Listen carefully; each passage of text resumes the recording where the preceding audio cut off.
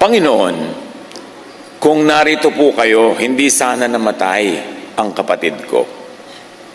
Subalit alam kong ngayon ipagkakaloob sa inyo ng Diyos ang anumang hilingin nyo sa Kanya.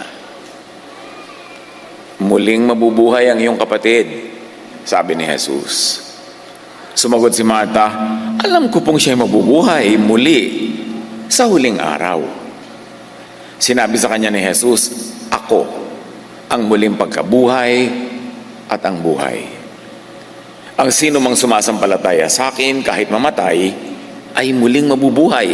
At sino mang nabubuhay at sumasampalataya sa akin ay hindi mamamatay kailanman. Naniniwala ka ba sa sinasabi ko? Maraming malalim na laman ang kwentong ito, ang usapan ni Marta at ng Panginoon. At nanamnamin natin, huhukayin, aarukin ang mga lalim ng kahulugan ng mga salitang ito. Believe and live. Manalig at magkaroon ng buhay na walang hanggan. Salamat, Panginoon, sa buhay na walang hanggan at salamat sa pananalig na maging ito ay kayo ang nakakaloob sa amin.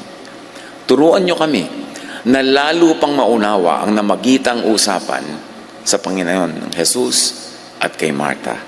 At ito mabigyan namin ng paglalapat sa aming pang-araw-araw na buhay, lalong-lalo sa pananaw namin tungkol sa kamatayan at sa buhay na walang hanggan. Kayo po ang mangusap, ang magturo. Paliwanagan niyo po kami. Tapunan niyo ng liwanag ang aming isip nang maunawa namin ang hiwaga ng inyong salita. Papasalamat po kami, Ama, sa ngalan ng iyong anak na si Jesus. John 11:21 at ating isa-isahin, sinabi ni Martha, Panginoon, kung narito po kayo, hindi sana namatay ang kapatid ko. Kasi nabalitaan na ni Jesus na nag-aagaw buhay na si Lazarus several days before he actually died. Pero nung pumunta ang Panginoon sa village, sa barangay na magkakapatid na itong Lazarus, Martha, and Mary, ay nailibing na ng ilang araw. Patay na ng ilang araw at nailibing na si Lazarus. But Jesus is life. And Jesus is life. At alam niyo ni Martha, sabi niya, kung narito sana kayo, hindi sana siya namatay. Pero ang tinutukoy ni Martha, ang kamatayan ay yung kamatayan lang ng katawan. No? Pero maraming uri ng kamatayan at maraming uri ng buhay at buhay na walang hanggan. But in all this, Jesus is relevant. Jesus is life. Jesus sets free from the fear of death and from death itself. Ito na marahil ang pinakamatinding takot ng tao.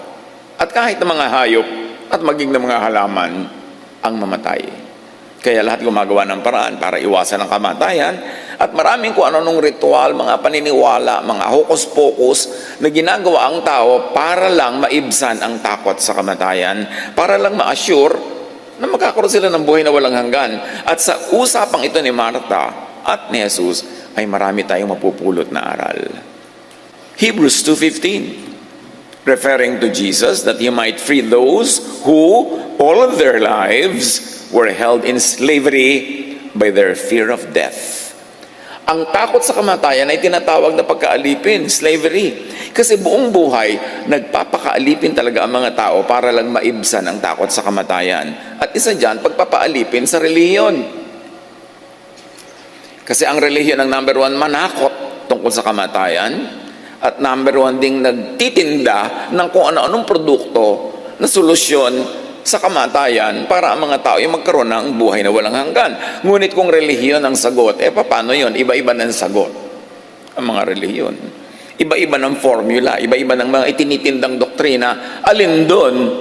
Hindi naman kung may pinanganak ka sa isang religion, yun ang paniniwalaan mong tama kasi lang naipanganak ka doon. Paano yung naipanganak sa ibang religions? Kaya dapat suriin. Kaya ang tawag ni Jesus sa takot sa kamatayan ay pagpapaalipin.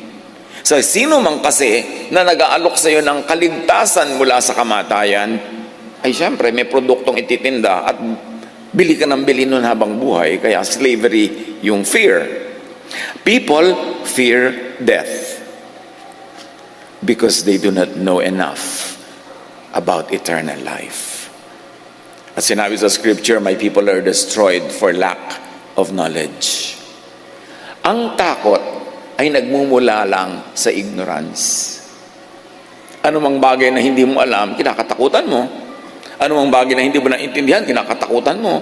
Kahit mga katuruan at doktrinang bago sa pandinig ay kinakatakutan. Kasi ganun ang slavery ng tao sa fear. So, fear of death enslaves. How do you set yourself free by the help of Jesus from this slavery, from this fear? Know life and the mechanics of life.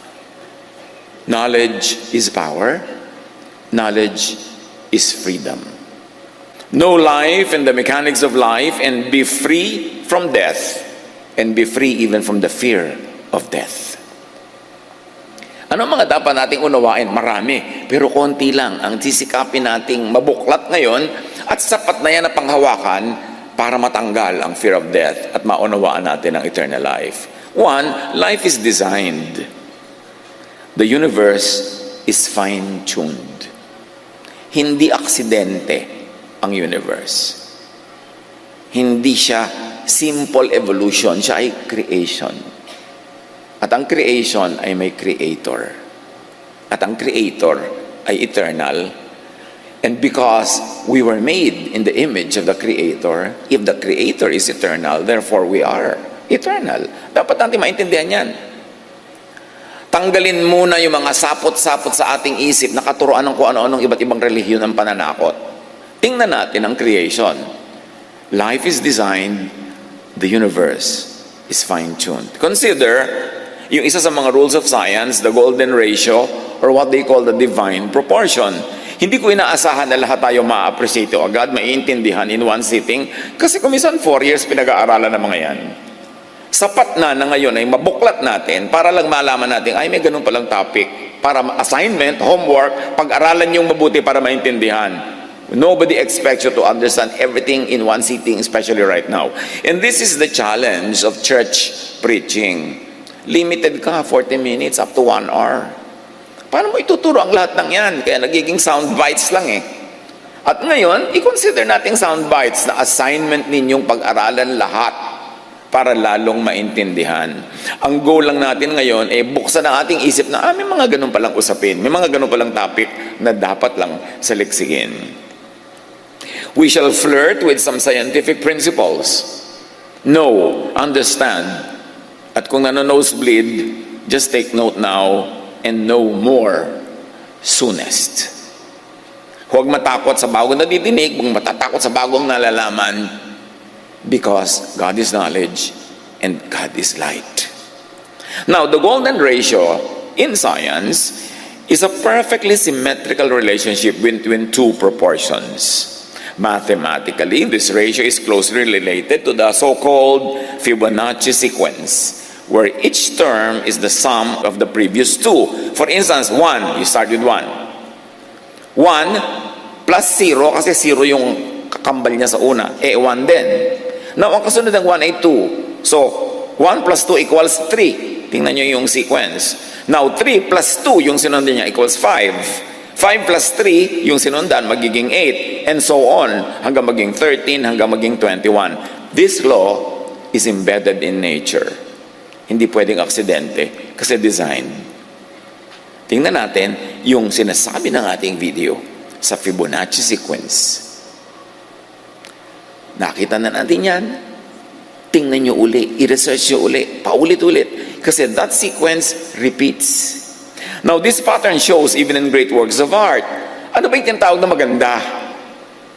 Lumalabas din yung sequence na yan kahit sa shell, kahit sa Milky Way, kahit sa mga halaman, sa fern na bumubuka, kahit sa storm na nabubuo pa lamang, kahit sa sunflower. Pag tinignan nyo, tinitigan, lumalabas yung Fibonacci sequence. At yung Mona Lisa, maganda kasi sumusunod pa rin yan doon sa pattern na yon. Maging ang Greek classical architecture. Maging lahat ng tinatawag nating maganda. Yung pinayagan ng humanity na ma-establish na maganda. Pati yung painting ni Da Vinci na Creation of Adam, sumusunod sa ganun sequence. Kaya, alam mo man o hindi yung sequence na yun, something inside you tells you, maganda ang art na to. At may nagsasabi naman sa'yo, ay, hindi ito maganda. Bakit tabi-tabingi? Bakit parang magulo? Parang walang kwenta. Kasi nandun yun, embedded sa nature. Pagka tinignan pa natin at kinonsider, halimbawa yung fractal geometry, spell fractal geometry, sometimes called Mandelbrot equation. Now, a fractal is a shape that shows self-similarity. Yan, papasok ang microscope sa tinitingnang parts ng isang living thing. Yung pattern, ulit ng ulit, habang makakarating ang microscope mo sa mas maliit na mga bagay, makikita mong paulit-ulit yung pattern. Every part of the structure is the same as the whole. Maging sa mga shell uli, maging sa sunflower, maging mga sanga ng puno, at yung mga veins ng mga dahon, at maging mga sanga-sanga ng mga ugat, at kung ano-anong bahagi ng ating baga, nandun lahat ang sequence na yan. Pag binuklat mo through the microscope ang lahat, malalaman mo mayroong creator. Lalo naman, pag umakyat ka sa taas, sa kalawakan, through a telescope naman, lalong makikita mo na may creator. The microscope and the telescope are God's great prophets. Kasi inire-reveal nila ang mga hiwaga ng Diyos, na hiwaga lang yun sa hindi marunong. Pero sa marunong, hindi na yun hiwaga. It becomes knowledge. Now, the golden ratio and fractal geometry appears all over nature. Nature follows these patterns. So, anong ibig sabihin? Mga kapatid, merong natural law. Law that applies to all. Ano man ang relihiyon mo, the law of gravity will apply to you. The law of physics will always apply to you. Ano man ang sekta mo. The law of velocity, buoyancy, all of this will apply. Kasi yan ang universal law. Kaya alam mo yan ang law ng God over all the laws of many religions that are competing, bangga-banggaan, laban-labanan, alin ang totoo. Siyempre, kung narrow-minded ka, ipipilit mo yung faith mo ang totoo. Kasi yun ang faith mo. Kasi doon ka lumaki. Kasi doon ka sumali. Pero paano yung iba? Ginigit din nila yung kanila ang totoo. Alin ang universal truth that is true everywhere, every time? Scientific laws. So you know that the Creator is the scientist. Hindi magkakontra ang science at ang true faith in God. Ang kumukontra lang sa science, yung mga religions na hindi tatayo at titindig ang pangangatwiran pag niliwanagan ng science. Yun ang takot sa science at nananakot against science. Now, the chaos theory, for instance, isa pa yan. In any chaotic setting, sabi ng chaos theory, there exists a definite pattern. O may pattern na naman yan pag pumasok ka ng pumasok sa bawat maliliit na bahagi. Makikita as far as the microscope and the telescope lenses allow.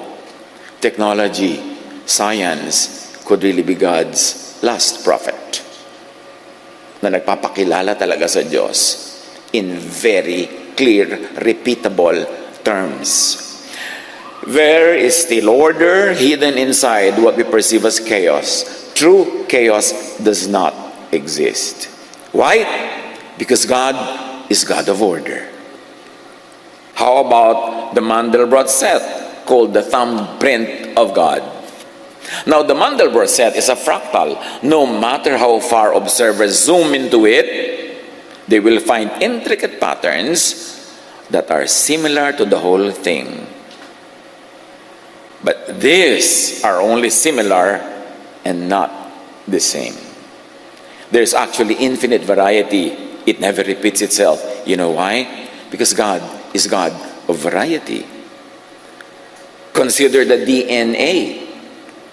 The DNA or DNAs are codes, and coding requires intelligence. Bawat living thing may DNA. Kahit nga yung mga katanda-tanda ang kalansay ng mga pharaoh sa Egypt, naaaral nila ngayon yung DNA. Na-establish nila kung magkakamag-anak nga ba talaga ito o hindi. Kaya nga ngayon, pag gusto mong i-prove ang paternity ng isang bata, nagdi-DNA test. Kasi encoded sa kalit-liit ang himaymay ng ating pagkatao kung ano tayo, sino tayo, at sino ating mga kamag-anak. DNA codes in our cells are very similar to intricate computer programs. At naiintindihan natin ito only lately kasi lately lang nagka-computer. Sa tagal ng panahon, ang tawag lang dyan, hiwaga. DNA located inside the cell's nucleus is a carrier of genetic information.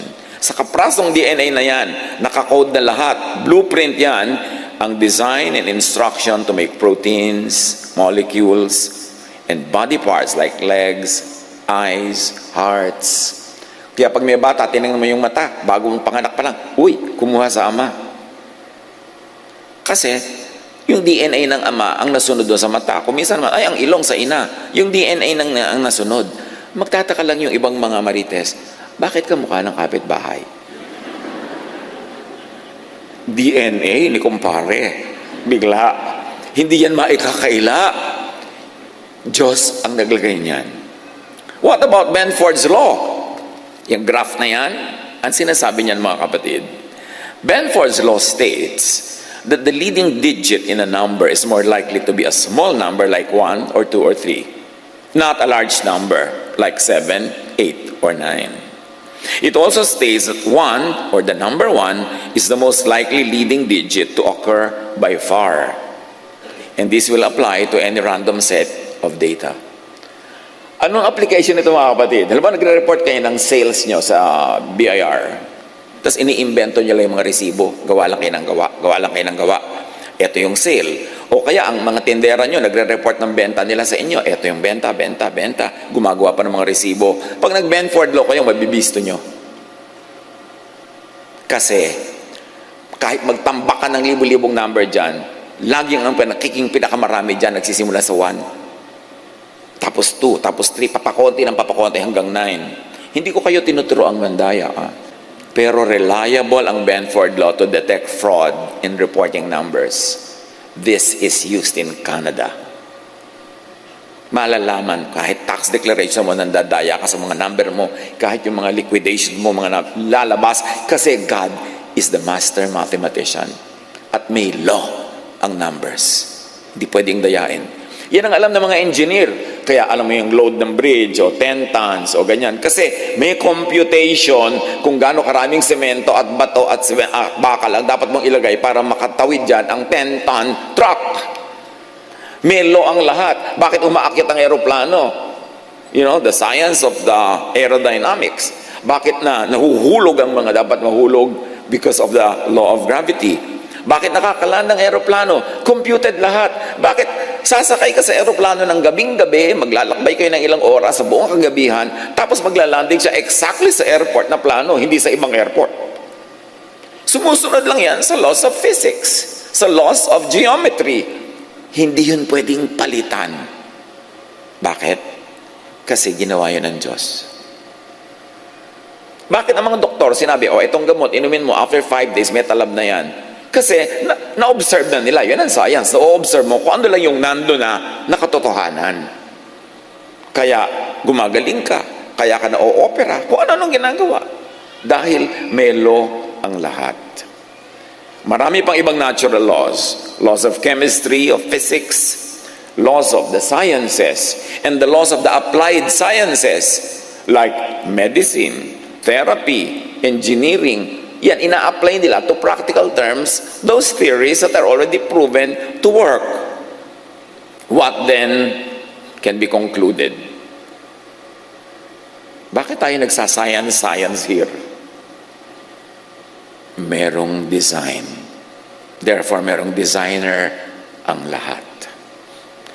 May intelligent, and more than that, loving plan ang designer.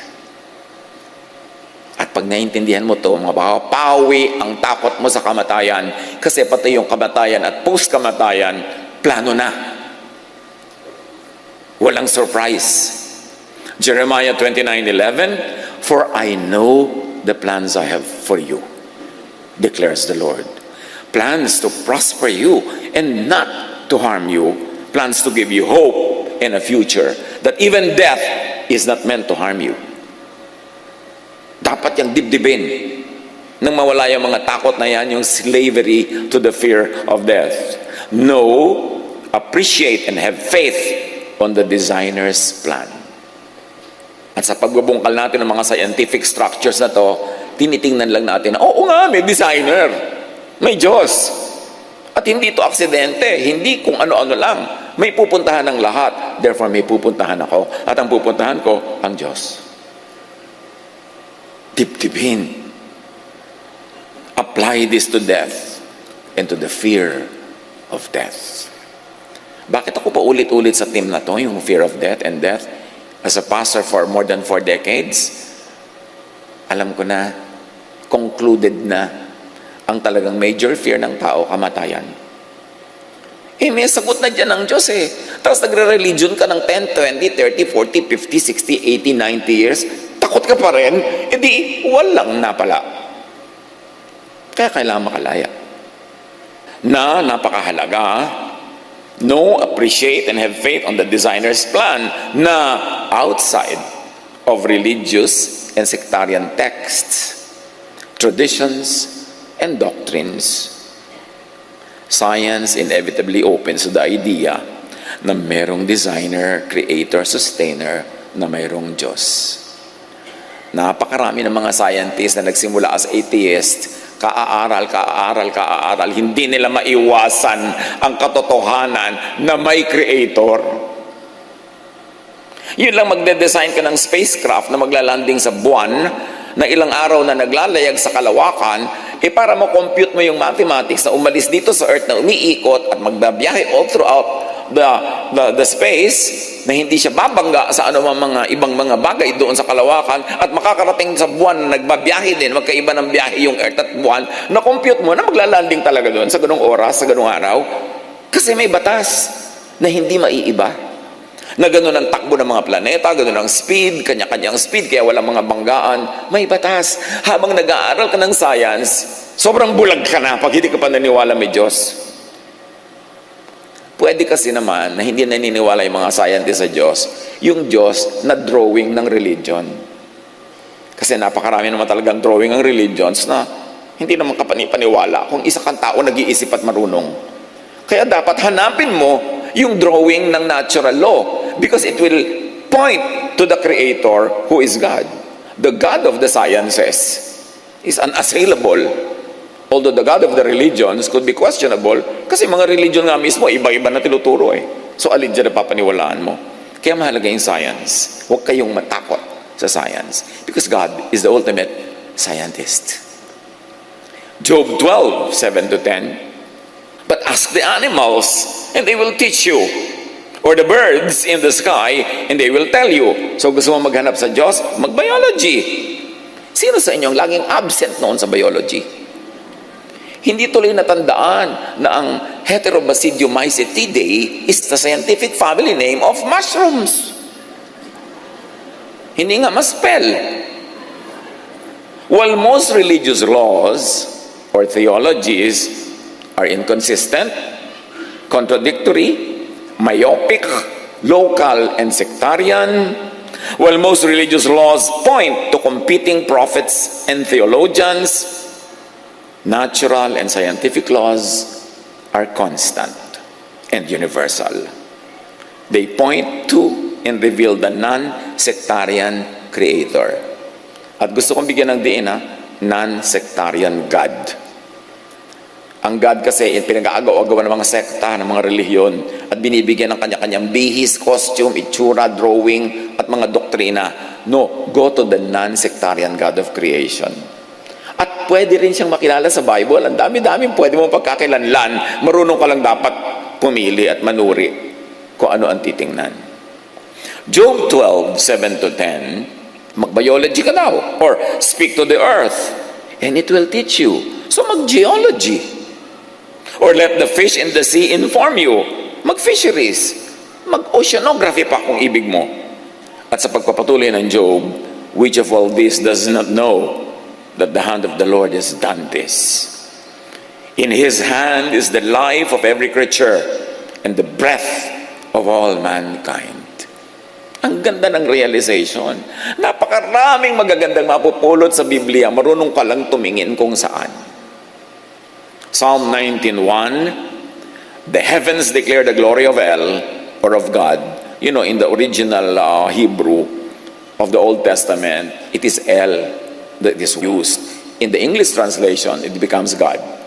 And that's when it becomes very contestable to many people, But all the original Hebrew verses say El when they mean God. The heavens declare the glory of El, and the sky displays what His hands have made. Mag-astronomy.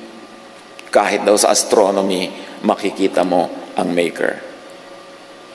What we have is not accident, is not chance, but creation. And we are the crowning glory of that creation, at least from our point of view. Now, understand, as we have been saying, life and the mechanics of life. And one important truth is that the Creator is eternal. God does not die. Jesus, the man, died. But remember, Jesus is the divine that was made into flesh. And that flesh was the thing that died, not the spirit of Jesus that is eternal. Romans 1:20, for since the creation of the world, God's invisible qualities, His eternal power, had been clearly seen, being understood from what has been made. Ang linaw ng sinabi ng Romans, ang pagpapakilala ng Diyos ay sa pamamagitan ng Kanyang nilikha, mga bagay-bagay na nakapaligid sa atin, not from religious and sectarian theologies. Pag diyan ka nagpadala sa mga religious and sectarian theologies, dahil iba-iba yan, malilito ka talaga. Gusto mong makilala ang creation, kilalanin mo yung Creator. Paano mo kilalanin yung Creator? Through the creation. Through what has been made. Through the material world. Because creation reflects the Creator. Even we are made in God's image. And that is not meant to be physical. We are made in the Spirit, or in the image of the Spirit, in the nature of the Spirit of God. Creation reflects the Creator more than competing theologies. 1 Timothy 1:17, now to the King eternal, immortal, invisible, and may I add, but visible through creation. You want to see God, you cannot see God in truth because God is Spirit. But if you want to see God, at least, even on lower terms, look at the physical world, the universe, because imprinted doon yung character ng Creator. Now, creation is eternal, therefore we, His creature, have eternal life. Iba-iba ang sasabihin sa inyo mga religion tukol dyan. Magkaka-eternal life ka lang pag sumali ka sa kanila. Paano kung 4 na religion nagko-compete? Saan ka sasali? Maniniwala ka na membership ang nagsisave? Paano yung hindi naging member? Naniniwala ka ba na ang Diyos ay may religion? Na pwede siyang ilagay sa loob ng isang relihiyon at nandun lang siya, wala doon sa iba? Yan ang mga kilala sa kasinungalingan ng mga relihiyon sa pagbebenta nila ng kaligtasan through their franchise. Dapat kung nag-aaral ka talaga, matagal ka na nag-aaral, gumraduate ka na sa ganung pang grade 1 na pag-iisip. Maintindihan mo ang Diyos in a higher way of understanding. Pakaisipin yan pag natatakot pa about death. Refer more to the laws of creation, of nature, and less to the laws of competing religions. Huwag kayong maging overly loyal sa isang relihiyon dahil doon lang kayo pinanganak. Paano kayo pinanganak kayo sa ibang bansa? Di doon naman kayo magiging loyal. Dapat mag-isip. John 11, sa pagpapatuloy ng kwento, siya nga pala ang usapan natin ay si Jesus at si Marta. Subalit alam kong kahit ngayon ipagkakaloob sa inyo ng Diyos ang anumang hingin nyo sa Kanya. Sabi ni Marta, kung sana nandito lang kayo, hindi namatay ang kapatid ko pero kahit patay na siya, naniniwala ako, kaya nyo buhayin. Kasi anuman ang hingin nyo sa Diyos sa langit, yun ang magyayari sa lupa. So please naman, buhayin nyo naman aking kapatid. Jesus is the way of life, the way to life, and life. Now, understand eternal life and the way to eternal life through creation and through the laws of nature and science. At tumanda kayong magdugo ang tenga nyo, kauulit-ulit ko sa ibang terminology. Kasi repetition clarifies. Kung naintindihan nyo na sa unang sabi, huwag nyo nang pansinin yung kauulit. Kasi merong mga sa ikapitong sabi pa maintindihan So kailangan ulit-ulitin natin para sa kabutihan ng lahat. Now understand eternal life and the way to eternal life through creation more than through iba-iba at kontra-kontrang religious teachings, at matatakot ka lang pag doon ka nakinig. Now, remember we said God created a fine-tuned universe? Planado ang lahat. Walang tsamba-tsamba. Meanwhile, beneath, above, and beyond the visible, all creation is energy, frequency, and vibration. Konting basic sciences lang will tell you everything vibrates. Kahit yung hindi gumagalaw na isang bagay na hawak nyo, nagbabibrate yan in microscopic levels. Yung lampas, higit sa nakikita ng mata, ang lahat ay vibration, energy, frequency. Kaya nga ang radyo, frequency eh.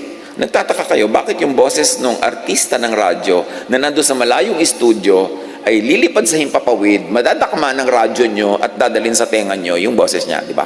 Kasi yung boses, more than what you can see and what you can hear, vibration yun eh, frequency. Kaya pag yung radyo nyo, dinala nyo sa frequency 702, madidinig nyo DCIS. Pero iurong nyo lang ng konti, iba na madidinig nyo. Kasi ibang frequency na yung pinupuntahan nyo. Ngayon, lahat may frequency. Pag naka-tune in ka sa frequency ng Diyos, can you imagine what will happen? Kaya dapat na-develop natin lahat yan, may frequency. Nothing rests, sabi ng science. Everything moves, everything vibrates. John 4:24, God is spirit, sabi ni Jesus, and His worshipers must worship in the spirit and in truth. So, espiritu ang Diyos. And in the spirit world, it's all vibration, frequency, energy. Yan yung mga na-discover ni Tesla, ni Nikola Tesla, energy. Na pwede pala ang wireless power makarating kahit kanino, pero pinigil lang yan ng mga gustong magbenta ng power. Kaya kailangan may wire para dadaan ka sa wire nila. Ganun yan yung mga relihiyon, kailangan dadaan ka sa kanila. Franchise lang yan eh. Now, God, the Creator, has and is Spirit. Therefore, God, the Creator, who is not matter, who is not physical, but Spirit, is supreme energy, frequency, and vibration. Hindi yan pagtampalasan sa kadakilaan ng Diyos. Inuunawa lang natin sa ibang pananaw. God is not a man, sabi ng Hebrews 23:19. God is not a white-bearded lolo na nakaupo sa mga ulap at may hawak na kidlat para tudlain ang mga nakakainisan niya. Yan ang drawing ng religion. God is not a man. Kaya hindi tayo dapat mag-confine sa mga religious images kasi puro images yun ng humans. Yung mga lahat ng mga divine personalities represented as humans. Hindi nga human ang Diyos, hindi nga man. So misrepresentation yun na God. Repeat, God, the Creator, has and is Spirit, therefore is supreme energy, frequency, and vibration. The energy, the frequency, and vibration of God is love. Imagine God and love as a spiritual and invisible power, energy, vibration, and frequency, only manifesting in the material world through many acts of love. But love is an idea. Love is a concept. Therefore, love is frequency, energy, vibration. And God is love. I-correlate nyo yan. Magkakadugtong yan. Only understood by those who will really plumb the depths of the many angles of truth. In the spirit world, it's not physical or material or anthropomorphic. Hindi kamukha ng tao. It's spirit. Ang usapan spirit, energy, vibration, frequency. Ang Creator ay energy, frequency, power. Therefore, ang creation ay ganun din. Because we were made in God's image. Our true essence is not our nose, not our eyes, not our body, not the color of our skin, but the Spirit in us. And that Spirit is frequency, energy, vibration. When the body dies, that spirit is released and it goes back to God, who is the true frequency and energy and vibration. But even while you're alive in the body, the spirit can already align with the Spirit of God. At yan ang sinasabi ni Jesus, that you can be the kingdom of God. The kingdom of God is in you. It's not in the stone temples. It's not on mountains. It's not in places of worship. You are the temple of the God, of the Spirit of God.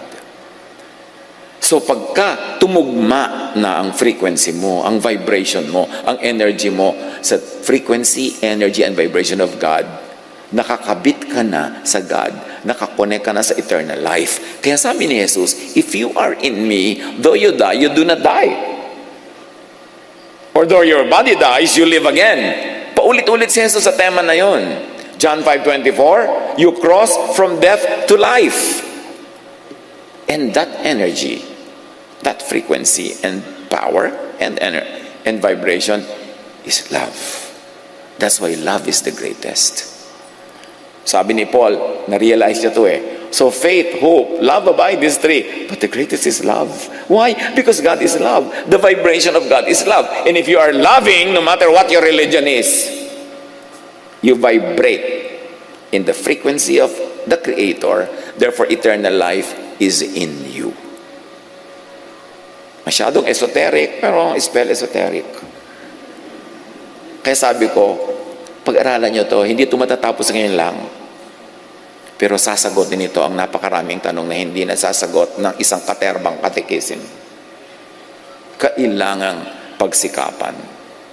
Colossians 3:13-14, love binds all together in perfect unity. At sabi pa, in Him, all things are held together.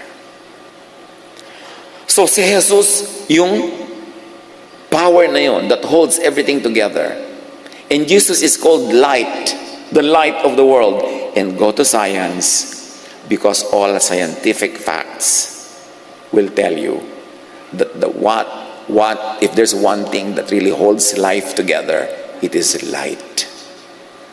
Even sa biology, kailangan mo ang light. Kaya kahit sa Genesis, sinabi, let there be light. Light muna ang simula para magkaroon ng life. And Jesus is that light of the divine that has come to the world. And the message, the vibration of that light is love. Kaya sabi ni Jesus, love. Love God. Love your fellow men. And you will have eternal life. Jesus could be understood in scientific terms if you would think of light and Jesus as light. Now, going back to the life and mechanics of life, as we have already said, God, the Creator, is love. As God is eternal, love is eternal. Marami ng mga young people, sabi nila, kinonfess later, nagdudugo na daw yung tenga nila sa katuturo ko ng love at Jesusness. But, one day, isang araw, ting! Biglang bumukas yung naintindihan nila.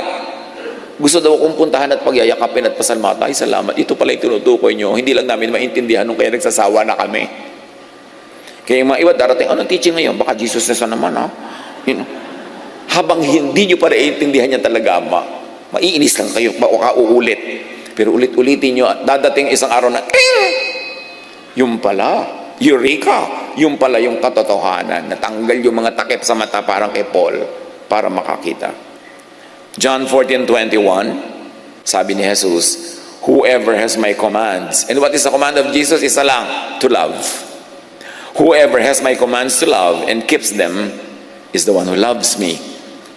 The one who loves me will be loved by my Father, and I too will love them and show myself to them.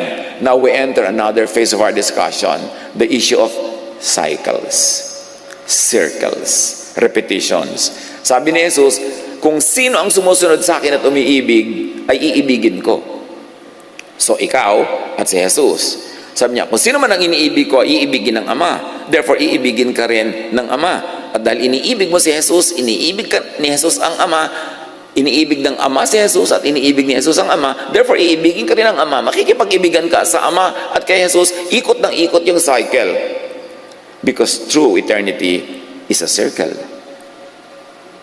That's why God is called Alpha and Omega, the beginning and the end. Because only in the circle is the beginning, also the end. And therefore, there is no end because it becomes another beginning, kaya eternal.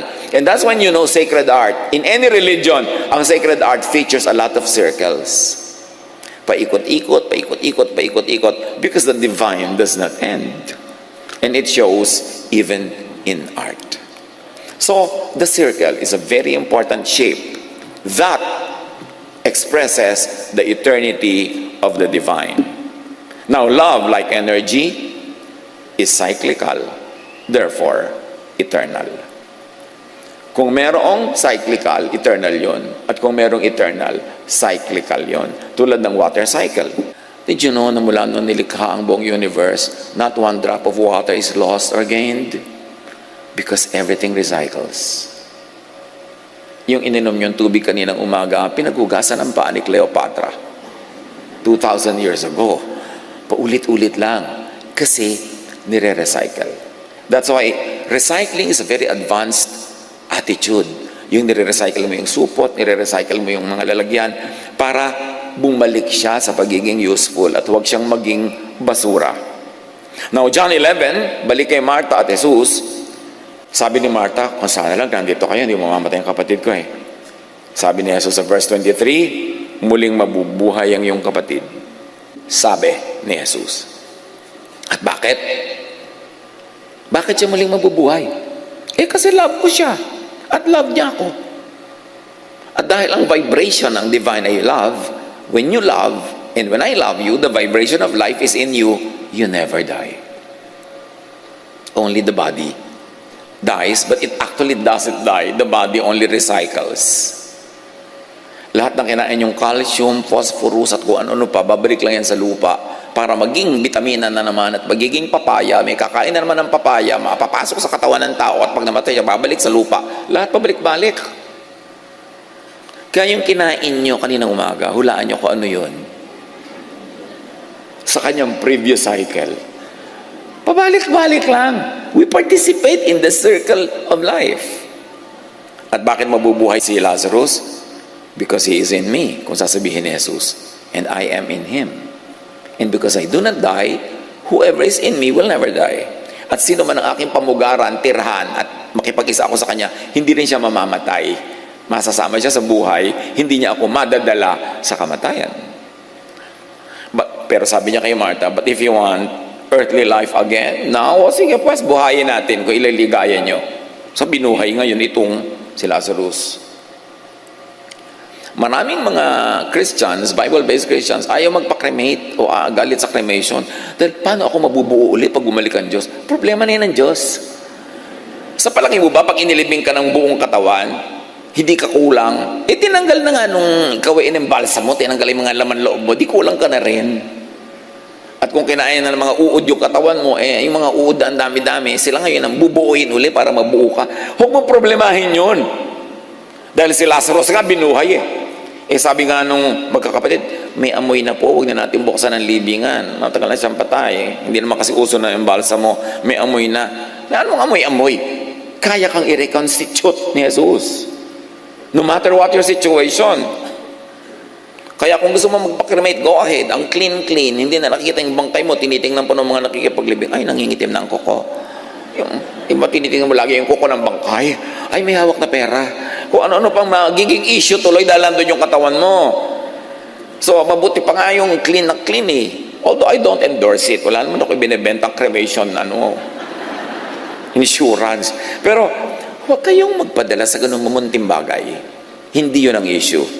The issue is, do you have eternal life? Do you have Jesus in you?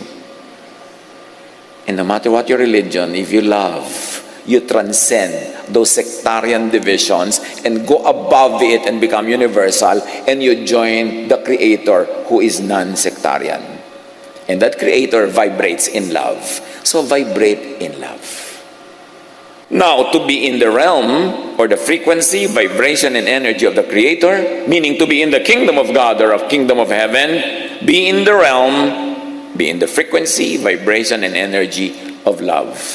Ang daming parenthetic phrases. Let me simplify. To be in the realm of the Creator, to be in the kingdom of God, be in the realm of love. May nangyayari sa spirit mo na nagbabibrate kasabay ng vibration ng love, which is the vibration of God, because God is love, so pumapasok ka sa circle of eternity. John 15:10, if you keep my commands to love, you will remain in my love.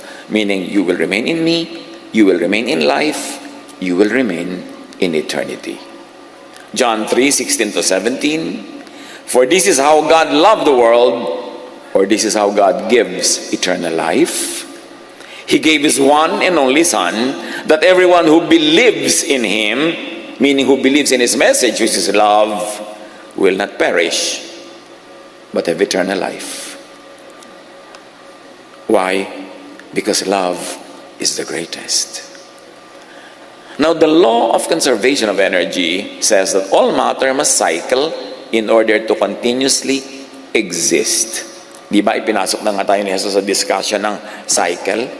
Ikaw, si Jesus, ang Ama, pupunta sa iyo, pupunta ka kay Jesus, magiging isa kayo in a circle. Love cycles and recycles. Love is give and take. Kaya pag may nagtatanong, in love po ba ako talaga? Sige ko, re-reviewin ko, ano ko, hindi ka in love kasi puro ka take. Give and take ang love. Mahal po kaya ako ng aking nobyo? Nagbibigay ba sa'yo? Take po ng take. My boyfriend gets and forgets. Well, I give and forgive. Hindi love yan. One way yan. Kasi love is two-way. And only a two-way love will remain forever. Kaya yung mga mag-asawa ko minsan, you fall out of love, unti-unti, dahan-dahan. It takes years bago mo ma-realize na hindi ko na pala tumahal. Bakit? Kasi walang cycle, walang two-way. Puro ako na lang ng ako ang nagpapasensya, ako na lang ng ako nasasaktan, siya na lang siya ang masarap ang buhay. Lalayo na lalayo ang loob mo, nawawala yung love. Kaya yung love is two-way. Love is cyclical. And if it is cyclical, it will be forever. It will be for life. Because if it's a cycle, if it recycles, it will be eternal. The first law of thermodynamics says, energy cannot be created or destroyed. Nalaman nyo na yan ng grade 4 science pa lang, kundi kayo absent. Energy cannot be created or destroyed. It can only be transformed from one form to another. So ikaw, hindi ka ma-destroy. You will only be transformed. You will return to God in another format. Huwag nyo naman paniwalaan yung mga karton ng relihiyon na pagbalik mo sa Diyos, nandun lahat ng mga kamag-anak mo, nakakimono pa rin ang lola mo, nakadaster ang nanay mo, naka-jogging pants yung kuya mo, at may reunion kayo doon na parang yung barangay nyo, inilipat lang sa Pasay to heaven. Ganun kasi i-oversimplify ang relihiyon eh. Ay, may reunion tayo. Ay, nandun po ba lola ko? Siyempre, nandun lola ko. Magkagawa po din po kaya sa Natali Coco? Siyempre, you mean to say, may Natali Coco din sa eternity? Lahat physically lilipat? No. Matatransform ka, we will be changed. At ang matitira sa'yo, yung essence mo, yung vibration, yung frequency, yung energy. Alam nga namang ganyan. Kaya ang tanong ng iba, paano po ako ngayon? Baldado po ako. Baldado po ba ako sa eternity? Siyempre, sagot naman ng Pollyannish religion, hindi, gagaling ka na. Ano pong edad ko? Kasi ayoko po ng itsura ko ngayon. Gusto ko yung itsura ko noong ako'y 20 anyos. Sabihin natin sa Diyos, ibalik ka sa 20. So, merong iba-iba na naman. Ang gulo-gulo. Kasi hindi naman tayo ganitong-ganito paglipat eh. Kaya ko ipinipilit ngayon, intindihin nyo that this is all frequency, this is vibration. Hindi ito physical being. Lalampasan mo yan. Kung hindi man natin maintindihan lahat yung ngayon, ipasa Diyos mo na lang. Hindi mo nga naintindihan nun yung geometry, pumasa ka pa rin eh. Graduate ka pa nga. Di ganun din yung spirituality. Hindi mo kailangan maintindihan lahat. Tanggapin mo na lang, alam yan ng Diyos. Tapos, ang mahalaga, love na lang. Kasi yun ang kaya natin maintindihan. At hindi mo man maibatid ang mechanics noon, it is what will bring you to eternal life. God said that. Jesus said that. The Bible keeps repeating that. At physical death, what happened? Sabi ng Ecclesiastes 12:7, the dust returns to the ground it came from. Ibig sabihin, the body recycles to become stardust again. So huwag mong asahan na yung ganyang-ganyang katawan mo ang pupunta sa eternity because your body will be left behind. Babalik yan into chemistry, into elements of the earth para pakinabangan uli ng earth, para ma-recycle. Yung spirit mo ang pupunta sa Diyos. Yung spirit na galing sa Diyos na nakisanib sa katawang lupa mo. Pero yung katawang lupa mo, hindi talaga ikaw yan. Yung vibration mo na galing sa vibration ng Diyos. Yung frequency mo na nagkakaintindihan kayo ng Diyos. Kaya sabi ni Jesus sa prayer, huwag kayo mag-pray ng maraming words. Let your prayer be short. Because if your frequency is with God, hindi mo pa sinasabi, nakarating na sa Diyos. Beyond words. Kasi ang usapan nyo in frequency, not in human language. Kaya ayaw ni Jesus ng napakaraming prayer Kasi bumababa sa earth yung kahulugan ng prayer, hindi tumataas. Kailangang makalampas yan sa physical realm at maging vibration. Yung vibration, mga kapatid, di ba kung minsan may tao, nakita mo, parang mabigat ang dugo ko sa kanya. Yung nagbebeso-beso yung katawan nyo, pero yung mga kaluluwa nyo, nagsasampalad. Alam nyo kung bakit? Ang nag-uusap doon, vibration Nabi-visualize yun na yung vibration. Di ba? Hindi yun ginig-ginig na gano'n. Hindi. Merong katotohanan na hindi kita ng mata. Pero ang espiritu nag-uusap. Meron naman, na-meet mo pala siya, ang gaan-gaan ng dugo ko sa kanya. May gano'n. Kasi yung espiritu mo, mas maraming alam kaysa sa utak mo. Kaya nakikinig ka sa discernment. May nagsasabi sa iyo. At yun yung vibration. Now, Ecclesiastes 12:7, the dust returns to the ground it came from at death, and the spirit returns to God who gave it. Meaning, the spirit recycles to energy, to vibration, to frequency of the Creator. And you become completely one again, because now you are no longer encumbered, you are no longer limited by the physical body. That's why death is freedom. Kaya huwag matakot. Sa kabila nung pinto ng kamatayan nun, nandun pa rin ang Diyos. Mas maningning, mas mauunawaan. Believers in Jesus and Jesus-ness vibrate in the frequency of eternal love. Enter the sphere of the divine eternal energy. Hindi yan hindi yan new age. Yan ay karunungan na itinuturo sa atin ng science. Believers in Jesus are born again, recreated, recycled into eternal spirit, eternal life of the divine. John 11:24, sumagot si Martha, alam ko pong mabubuhay muli sa huling araw ang aking kapatid. Sinabi ni Jesus, anong huling araw ang pinagsasasabi mo dyan? Ako ang muling pagkabuhay at ang buhay. Ako, hindi ang future event, hindi ang religious dates, hindi ang Jewish belief, hindi ang katuruan ng kung ano-ano dyan. Ako mismo ang buhay at ang buhay na walang hanggan. Kahit kailan, pwede ako magbigay ng buhay. Kahit anong paraan, pwede ako magbigay ng buhay. So huwag mong hintayin yung huling araw. Sabi niya, ako, hindi ang huling araw ang buhay. Ako ang muling pagkabuhay at ang buhay. Yung muling pagkabuhay sa namatay na yung katawan. Yung buhay sa hindi pa namamatay ang katawan. Parehong operational ang power ni Jesus. Jesus is God's love incarnated. Di ba ang pag-ibig ay frequency? O paano ngayon naging tao si Jesus? Pero beyond that tao, beyond that katawan is the universal spirit of the Word who was made flesh. John 5:24, whoever hears my word and believes him who sent me has eternal life. Walang binanggit ditong religion, Walang binanggit na sekta. Walang binanggit na ritual. Ang sabi lang ni Jesus, ang nakikinig sa aking salita at katuruan ng pag-ibig at nananalig dito, meron ng buhay na walang hanggan. Hindi na niya kailangan hintay mamatay ang katawan niya. Nagsimula na ang buhay niyang walang hanggan. Lilipat na lang yon, oras na namatay ang katawan. Love, not religious identity, is the distinction of those who are truly in God, of those who have eternal life. Gusto mong tanungin, ligtas na po ba talaga ako? Ligtas na kaya siya? Itanong mo, loving ba? Because love is the distinctive, not religious identity, not ritual, not anything. Love.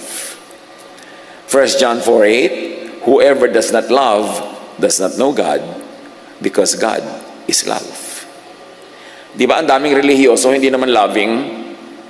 So alam mo na, kailangan itong matuto, kailangan itong maturuan. Hindi binabaliwala si Jesus ng mga pag-aaral na ito at pag-unawang ito. Jesus is in the center of all this because Jesus was sent to tell us that the way to God is love. Hindi siya nababaliwala. Central na central siya. Proverbs 12:28, in the way of righteousness, and to Jesus, righteousness is love. In the way of righteousness, there is life. Along that path is immortality. Tandaan niyo itong Proverbs 12:28. You want to be immortal? Be righteous. Be loving. Hindi ito be righteous according to the law, but be righteous according to the command of God through Jesus, love. Eternal life is in Jesus, in love.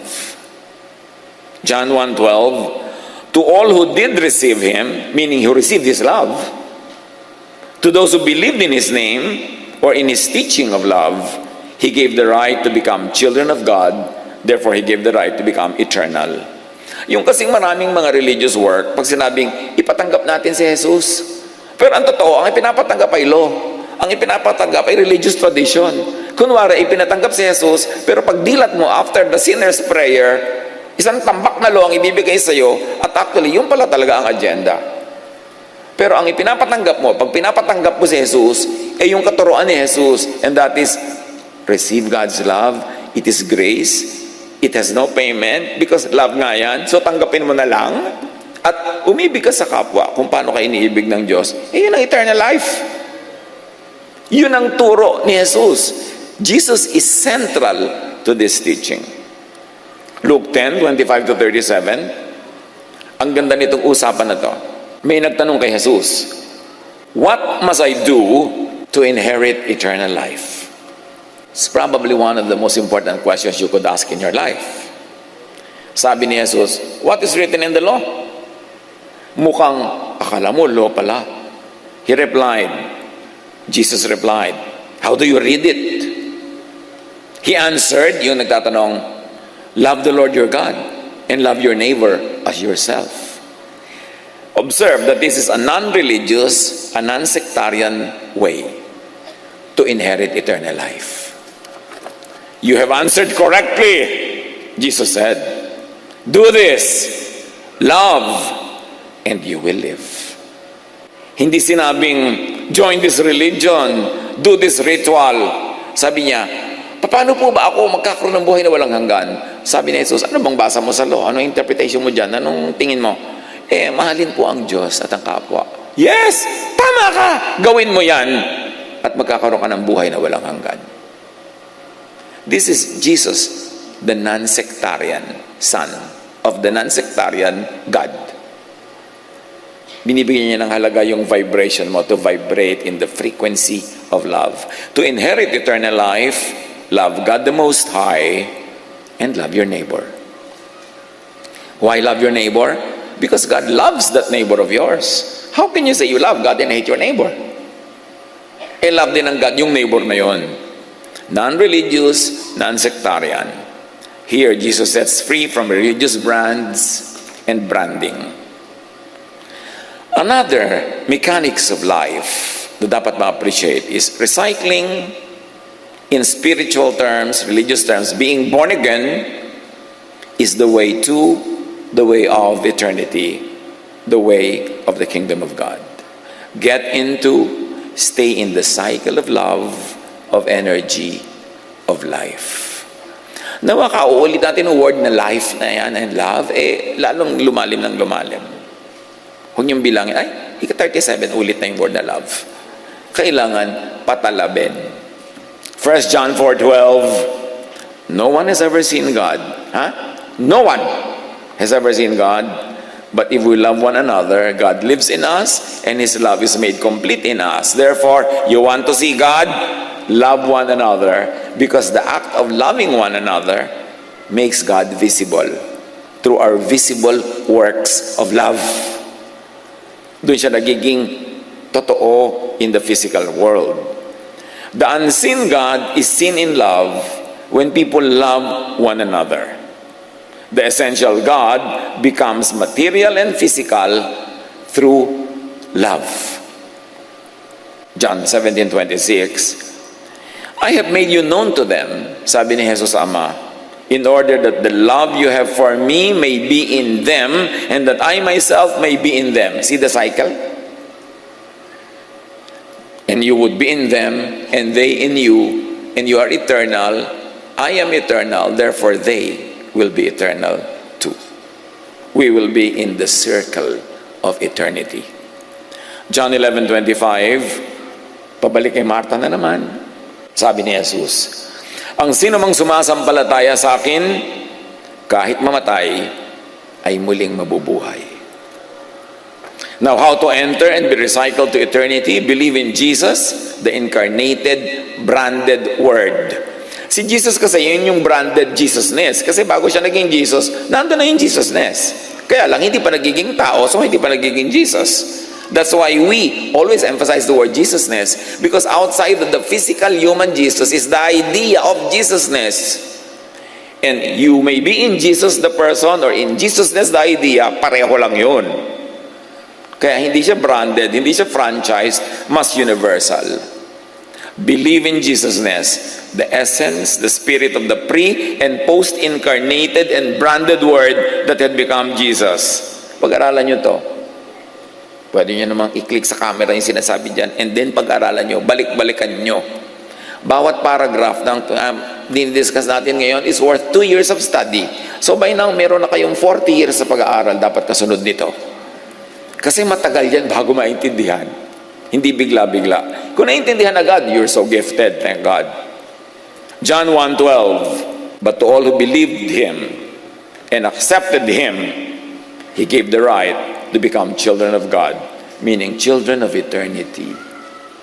When you believe in Jesus and accept Him, hindi yung formula prayer lang. Kailangan naintindihan nyo kung anong tinatanggap tungkol kay Jesus, that God is love, and that it is love that brings us to God. Yun ang dapat tanggapin, hindi kung anong religious laws. And you will be welcome into eternity.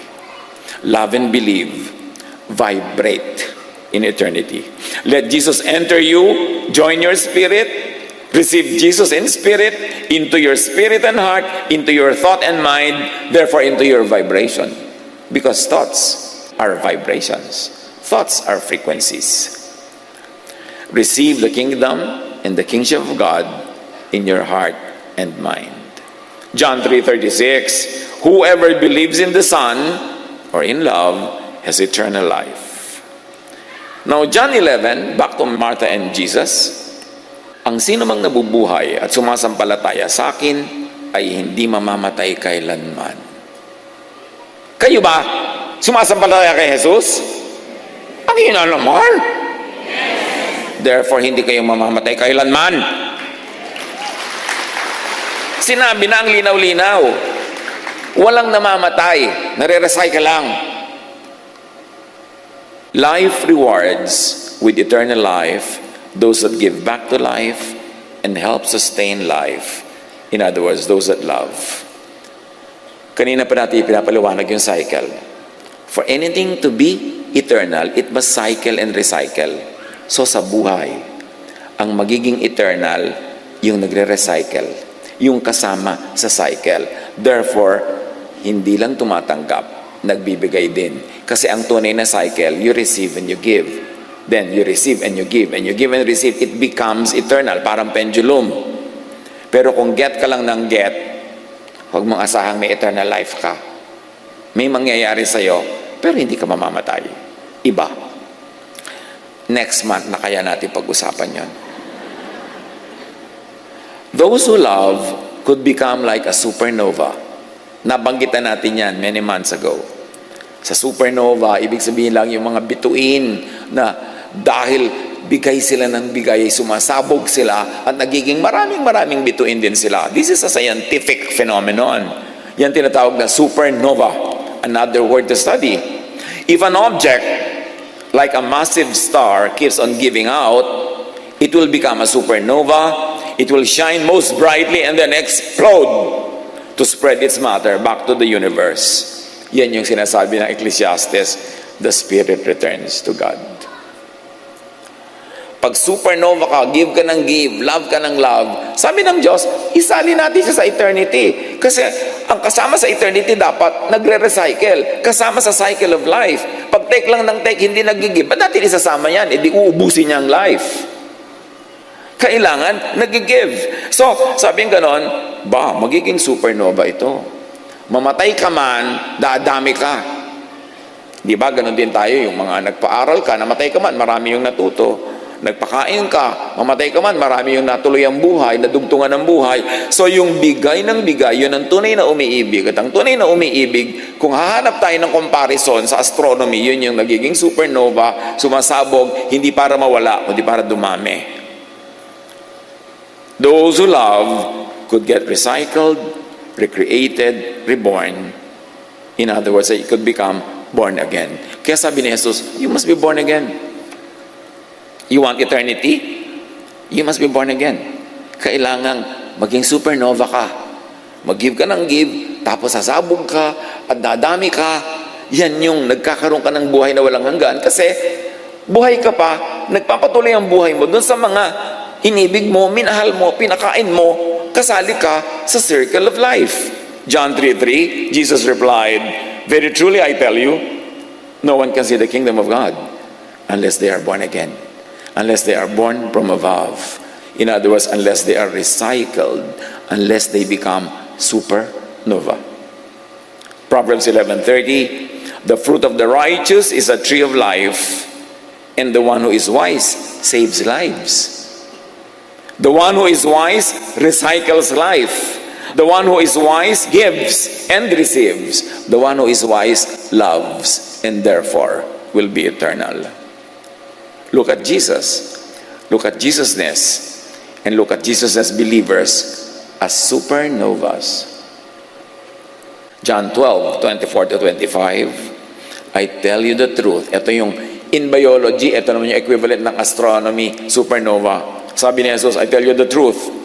Unless a kernel of wheat is planted in the soil and dies, it remains alone.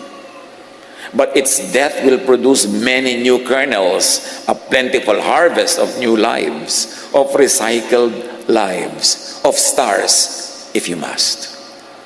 So sinasabi ni Jesus yung principle, mamamatay man niyang mga trigo na yan, hindi talaga yan mamamatay kasi magtutubuan ng napakarami mga ibang trigo na nabuhay dahil siya'y namatay. Ganon din ang ginawa ni Jesus, namatay, maraming nabuhay. So dapat sa iyo mambuhay, maraming mabuhay. At mamatay ka man, mabubuhay ka uli. Pero kung nabubuhay ka, wala ka man lang minahal, wala kang tinulungan, sabi ng Diyos, ay, tanggalin to sa cycle kasi abala lang. Kasi sayang lang. Hindi siya nagpa-participate sa recycling of life. So dapat mawala siya sa cycle kasi abala siya. So, ang ibig natin sabihin, meanwhile, those who are not in God, those who are not in Jesus, those who are not in love, meaning those who are not productive, useful, contributing to the creation and to the system, will not be allowed to be eternal. So, hindi lahat magiging eternal. Merong mga hindi magiging eternal. Bakit? Hindi sila isasali sa circle of eternity kasi sayang lang. Hindi sila kasama sa recycling. Wasteful. Hindi sila loving. Hindi sila giving. So anong papakinabangan ng eternal system sa kanila? Dapat silang ma-eliminate. They will be annihilated or destroyed. They will perish. Jesus taught that people who did not believe in Him meaning in love, in giving, would perish. Hindi niya sinabing will be punished forever. Ang sabi ni Jesus, will perish. Ang equivalent nito sa astronomy, black hole. At babalikan natin yung black hole na yan. Kung pwede kang ma-supernova, pwede ka rin ma-black hole. John 3:16, for God so loved the world that He gave His one and only Son, that whoever believes in Him shall not perish, but have eternal life. In scientific equivalent, the unbelieving, the unloving, the selfish could be black holed. Yun yung perish. What is a black hole? If an object like a massive star keeps on taking and taking matter by its gravitational pull without giving out, it will become a black hole, a region of darkness and nothingness. Ganun ang nangyayari sa hindi loving. Kaya dapat unawain ang teaching of love. Matthew 25:30, sabi ni Jesus tungkol sa mga ganito, throw that worthless servant outside into the darkness. And if you like to read it, into the black hole. Hindi sila dapat payagang patuloy na makisali sa recycling kasi hindi sila nagre-recycle. Hindi sila nagko-contribute sa eternity. Take lang sila ng take. At sabi ni Jesus sa John 11:26 kay Martha, naniniwala ka ba sa sinabi ko? Kasi lahat ng pinag-usapan natin, pwede ilagay sa loob ng usapan nila eh. Faith is everything. Faith opens to eternity. Faith in Jesus, in the essence and teaching of Jesus, in Jesus-ness, saves from judgment by the law, saves from guilt and fear, and gives eternal life. Sumagot si Martha, opo, Panginoon. Naniniwala po akong kayo ang Kristo, ang anak ng Diyos na inaasahang darating sa sanlibutan. Ang daming naganap sa usapan na yon. Pag titingnan natin yung mga in between the lines. For now, mga kapatid, mayroong definite law of creation, of nature. To stay in that system, to stay in eternal life, live by that law. Love. Do not fear death. Wala yan sa plano ng Diyos para sa atin. Kaya ipinadala niya si Jesus para tayong mahalin at mahalin natin si Jesus at maunawa na ating dapat yun lang atupagin natin, magmahalan. Believe that you have eternal life in Jesus by believing in Jesus. Love so that you will have eternal life and know that you have eternal life. Ngayon, kung nosebleed ang lahat ng ito, huwag na lang malito o palito. Love na lang. Panginoon, salamat po na maaaring maunawaan ng mga maraming mahiwagang mga katuruan through the many layers of knowledge, even through scientific knowledge. Kayo ang author ng lahat ng knowledge at nais naming matuto sa maraming paraan, sa maraming anggulo, sa maraming dimensions. Continue to teach us. Pagbulay-bulayan ang lahat ng ito